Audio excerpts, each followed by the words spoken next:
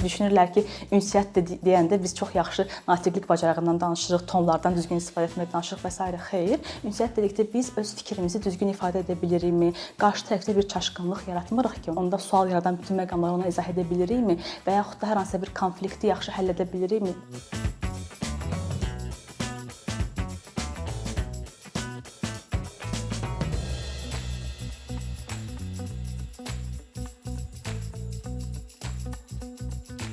Bugün danışacağımız mövzu əslində çox sadə görünə bilər. Düşünürəm bu daha çox onun adı ilə bağlıdır, yəni yumşaq bacarıqlar olması ilə bağlıdır. Çünki yumşaq sözü bizə onu ağlımızda ikinci dərəcəli, olmasa da olar, prioritet olmayan bacarıqlar kimi göstərir. Əslində isə bu real həyatda real təsir yaratmaq üçün ən vacib bacarıqlardan biridir. Belə ki, insanın çox sertifikatları, çox yaxşı təhsil keçmişi, diplomları ola bilər, amma onun real təsir yaratması üçün, real nəticə yaratması üçün yumşaq bacarıqlar çox vacibdir. Və bəs ümumiyyətlə yumşaq bacarıqlar nədir? Yumşaq bacarıqlar daha sadə dillə desək, bir insanın öz savadını, biliyini real situasiyalarda, real problemlərdə istifadə edə bilməsidir. Maraqlıdır ki, bu termin ilk dəfə biznes ortamında deyil də, hərb sahəsində istifadə olunub. Belə ki, 1970-ci illərdə Amerika Birləşmiş Ştatları ordusunda maşın və texnoloji həllərlə bağlı olmayan bacarıqlara yumşaq bacarıqlar deyiblər. Və düşünürəm ki, bəlkə də bu təzad elə oradan yaranır. Çünki maşınlarla və avadanlıqlarla bağlı olan bacarıqlar əslində hard skills dediyimiz sərt bacarıqlar, amma ondan başqa digər qalan bacarıqlar isə yumşaq bacarıqlar kimi adlanmağa başlayıbdı. Bəlkə də bu təzad da elə həmin o dövrdən yaranıbdı. Biz yumşaq bacarıqlar deyəndə daha çox nələr nəzərdə tuturuq? Bura daxildir aktiv dinləmə, ünsiyyət bacarıqları, liderlik, empatiya bacarığı, tənqidi düşünmə, analiz edə bilmə və digər bu kimi bacarıqlar daxildir. Məsələn, biz düşünə bilərik ki, eyni təhsil backgroundu olan, təhsil keçmişi olan, eyni texniki biliklərə sahib olan iki insan bir işə müraciət edirlər. Biri müsahibədə özünü çox yaxşı ifadə edir, öz biliklərini çox yaxşı göstərir, qarşı tərəfi yaxşı anladığını izah edə bilir və özünü çox yaxşı təqdim edir bir növ. Digər şəxs isə öz biliklərini tam yaxşı çatdıra bilmir, biraz çaşqınlıq yaradır, qarşı tərəfi çox aydın dinləmədiyini hiss etdirir. Təbii ki, bu iki şəxsin baxmayaraq ki, texniki bacarıqları eynidir, sonda onlarla bağlı nəticə fərqli olacaq. Bu nəticəyə baxanda, onların nəticəsinin fərqli olduğunu görəndə biz anlayırıq ki, yumşaq bacarıqlar bizim texniki biliyimizi, nə bildiyimizi yox, bildiyimiz biliyimizlə nə edə bildiyimizi göstərir. Bəzən hələ də texniki bacarıqlarla yumşaq bacarıqlar qarışdırıla bilir. Bunu daha sadə dildə desək, texniki bacarıqlar ölçülə bilən bacarıqlardır. Yəni məsələn biz data analizi edirik, dizayn edirik, hansısa proqramda dil öyrənirik, Excel-dən istifadə edirik və işimizi yaxşı görürük, belə deyim. Bu bizim texniki bacarıqlarımızdır. Amma yumşaq bacarıqlarımız isə bizim daha çox komanda daxilində biz nə işlər görə bilirik, komanda ilə ünsiyyətimiz necədir, bir rəhbər kimi biz öz komandamız daxilində komandamızı motivasiya edə bilirikmi, oradakı emosional sabitliyi qoruya bilirikmi, etimad yarada bilirikmi kimi bacarıqlar deyə bilərik. Və yaxud da biz kommunikasiya qurduğumuz zaman daha çox bu da çox vaxt qarışdırılır. Düşünürlər ki, ünsiyyət deyəndə biz çox yaxşı natiqlik bacarığından danışırıq, tonlardan düzgün istifadə etməkdən danışırıq və s. Xeyr, ünsiyyət dedikdə biz öz fikrimizi düzgün ifadə edə bilirikmi? Qarşı tərəfdə bir çaşqınlıq yaratmırıq ki, onda sual yaradan bütün məqamları ona izah edə bilirikmi? Və yaxud da hər hansısa bir konflikti yaxşı həll edə bilirikmi? Və yaxud da bizim qarşımıza gələn hər hansısa bir məsələ ilə bağlı analitik fikir bildirə bilirikmi?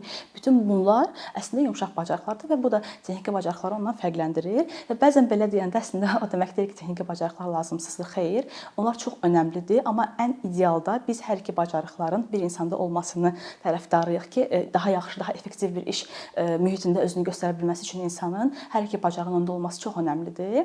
Və yumşaq bacarıqlar əslində bütün sahələrdə özünü göstərir. Məsələn, bəzən düşünürük ki, həkimlərə yumşaq bacarıq necə lazım ola bilər? Həkimlik əslində çox texniki bacarıqlara əsaslanan bir sahədir, amma bir həkim xəstəyə düzgün analiz qoya bilər, amma o qoyduğu analizi ona nə qədər izah edə bilirsə, onun yaxınları ilə nə qədər bağ qura bilir, nə qədər o empatiya hissini ötürə bilir, bu da əslində onu yaxşı həkim edən bacarıqlardan biridir. Və yaxud da mühəndis bir layihə hazırlayır amma o layihəni öz sahəsindən olmayan insanlarla və yaxud da elə öz əməkdaşlarına, öz yoldaşlarına, öz komanda yoldaşlarına necə izah edə bilir? Bu çox vacibdir.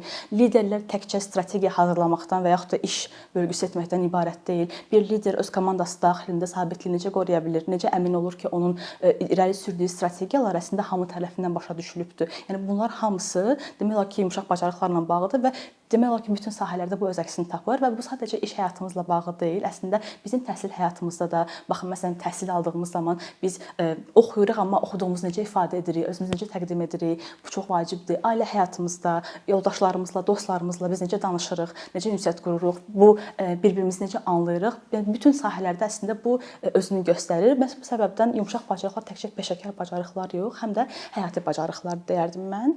Yumşaq bacarıqlarla bağlı deyilən şeylər əslində mənim şəxsi müşahidəm deyil. Bunlar qlobal əmək bazarında da öz əksini tapır. Belə ki, LinkedIn-in 2024-cü il Most in Demand Skills reportuna baxanda görürük ki, yumşaq bacarıqlar əslində ən çox tələb olunan bacarıqlardandır. Belə ki, xüsusilə kommunikasiya bacarığı ilk gələn bacarıqlardan biridir.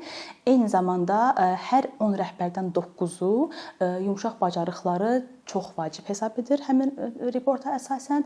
Eyni zamanda maraqlısı odur ki, bu daha çox süni intellektlə bağlıdır, yəni süni intellekt transformasiyasına bağlıdır ki, adaptasiya bacarığı dəyişən mühitdə ən vacib bacarıq kimi qiymətləndirilir. Yəni artıq mən bu işi bilmirəm, bu mənlik deyil demək yerinə bu dəyişiklikdə özünə yer tapmaq bacarığı xüsusi bir bacarıq kimi bir növ qəbul olunur artıq. Eyni zamanda Harvard University və Stanford Research Center-ın birgə araşdırması da göstərir ki, maraqlıdır ki, 85% deməli insanların effektiv bir peşəkar olmasının 85% əslində o yumşaq bacarıqları ilə, 15% isə texniki bacarıqlar ilə bağlıdır. Təbii ki, burada texniki bacarıqların əhəmiyyətini heç də azaltmırıq, çünki hər kəs işini peşəkar olan insanla işləmək istəyər, amma onun komandada nə qədər effektiv olması və nə qədər işini yaxşı çatdırmasının 85% məhz elə yumşaq bacarıqlarla bağlı olaraq qiymətləndirilir. Digər maraqlı araşdırmalardan biri də Google-un Project Aristotle layihəsidir. Project Aristotle əslində bir tədqiqat layihəsidir və burada əsas məqsəd bir komandanı effektiv edən meyarların nə olduğunu araşdırmaq idi. Belə baxanda ilk baxışda düşünə bilər ki, yəni komandada effektiv olmasında əsas məqsəd oradakı əməkdaşların hamısının çox savadlı və bilikli olmasıdır. Amma nəticə onu göstərdi ki, komandanı effektiv edən oradakı əməkdaşların özünü psixoloji olaraq təhlükəsiz hiss etməyidir. Yəni bir əməkdaş istəyir ki, o komanda daxilində fikrini ifadə etdiyi zaman heç kəs onun fikrinə qərəzli yanaşmasın, onu daha yaxşı anlasın və o öz fikirlərini daha rahat ifadə edə bilsin. Bu da əslində onu göstərir ki, yumşaq bacarıqlar təkcə insanların özü ilə bağlı deyil, bu biznesə birbaşa təsir göstərə bilir. Yəni bir layihənin icrasında əgər bir yanlış bir hissə varsa və onu əməkdaş ifadə etməkdən çəkinirsə, demək ki, bu layihə uçuruma doğru gedə bilər və burada əsas məqsəd elə bir mühit yaratmaqdır ki, və oradakı əməkdaşların hamısının yumşaq bacarıqları olduğundan əmin olmaqdır ki, onlar bir-birini daha aktiv dinləyəcək, daha yaxşı ünsiyyət qura biləcəklər, konfliktləri həll edə biləcəklər, stres altında işləyə biləcəklər və s. və ilaxır. Yəni bu deməkdir ki, sonda yumşaq bacarıqlar özü birbaşa biznesə təsir edən möhkəm bir faktordur. Və Azərbaycanda da iqtisadiyyat artıq daha çox data əsaslı, rəqəmsal və müştəri yönümlü olduqca yumşaq bacarıqlar da artıq bir iqtisadi bacarığa çevrilir və deyək ki, özəl sektorun, beynəlxalq təşkilatların da ölkədə fəaliyyəti işə götürənlərin də belə deyim, gözləntilərini artırıb işə götürülən insanlarla bağlı. Yəni məsələn, artıq bir gəncin qəbul zamanı sadəcə CV-sinə baxılmır, ona müsahibə zamanı çoxlu suallar verilir. Məsələn, komandada necə işləyə bilirsiniz? Bu problem yaranarsa onu necə həll edərsiniz? Siz həqiqətən də məsələn sizə vəzifə verilmədən də hər hansı bir liderlik bacarıqları göstərə bilirsinizmi? Komanda ilə işləyə bilirsinizmi və s. və ilaxır və artıq yəni gözləntilər də bu baxımdan yüksəlib. Buna görə artıq mən özümdə müşahidə edirəm ki, gənclər texniki bacarıqlarla yanaşı yumşaq bacarıqlarda fikir verməyə başlayıblar və bununla bağlı çoxlu kurslar götürməyə başlayıblar, özlərini inkişaf etdirməyə başlayıblar. Bu çox yaxşı haldır, çünki artıq bununla bağlı bir tələbat var, böyük bir tələbat var. Və yumşaq bacarıqlarla bağlı bir mif də ondan ibarətdir ki, insanlar bunun anadan gəlmə olduğunu düşünürlər. Yəni ya mən buna doğuluram, ya da bu məndə heç vaxt olmur. Təbii ki, bu belə deyil. Düzdür, mən düşünürəm ki, texniki bacarıqları öyrənmək daha rahatdır. Çünki yumşaq bacarıqları sadəcə oxumaqla öyrənmək olmur. Onu uzun müddət praktika etmək, təcrübədən keçirmək lazımdır. Məsələn, düzgün ünsiyyət bacarığı qurmaq üçün insanlarla daim ünsiyyətdə olmaq lazımdır. Bu çox danışmalı olduğumuz anlamına gəlmir. Sadəcə düzgün kəlmələrdən istifadə etmək, fikrimizi daha yaxşı ifadə etmək və əmin olmaq ki, qarşıdakı insan bizi anlayıb.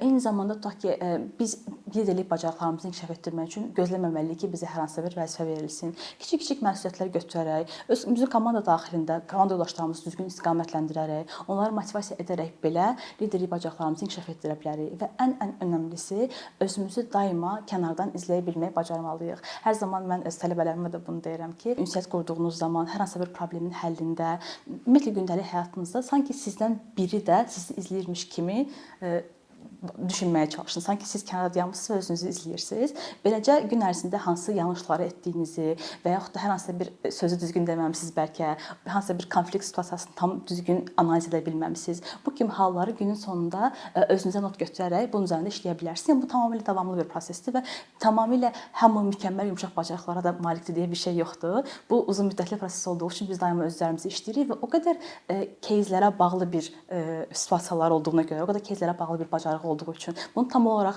mən hər şey çox yaxşı bilirəm və mənim yumşaq bacarıqlarım çox yaxşıdır demək düzgün deyil. Çünki elə bir кейs çıxa bilər ki, biz həmin кейsi özümüzə itirə bilərik. Yəni bu davamlı bir öyrənmə prosesidir və heç də anadan gəlmə bir bacarıq deyil. Düzdür, düşünürəm ki, bəzən baxırıq ki, məsələn 5 yaşlı uşaqdır və özünü çox yaxşı ifadə edir. Bəzən həqiqətən də ola bilər ki, bu bacarıq ona anadan gəlmə olaraq gəlib, amma bu o demək deyil ki, bizdə bu yoxdursa heç vaxt da olmayacaq. Daima öz üzərimizdə işləməliyik və bunu inkişaf etdirməyə çalışmalıyıq. Eləcə texniki bacarıqlarımızı mən bu qədər yumşaq bacarıqlara vurğulamağımın səbəbi əslində bunun çox vaxt ikinci dərəcəli bacarıqlar kimi görünməyidir. Texniki bacarıqlar və yumşaq bacarıqların vəhdəti bizi gələcəyin ən uğurlu peşəkarına çevirə bilər. Yekun olaraq demək istəyirəm ki, yumşaq bacarıqlarla texniki bacarıqların vəhdəti əslində bizi gələcəyin ən uğurlu peşəkarına çevirə bilər. Sadəcə nəyə görə yumşaq bacarıqları bu qədər vurğulayırıq? Çünki texnologiyalar dəyişə bilər, alətlər dəyişə bilər, vəzifələr dəyişə bilər, amma problemi düzgün analiz etmək, düzgün kommunikasiya qurmaq, etibar yaratmaq və doğru nəticəyə gəlib çıxmaq bacarığımız hər zaman aktual olaraq qalacaq.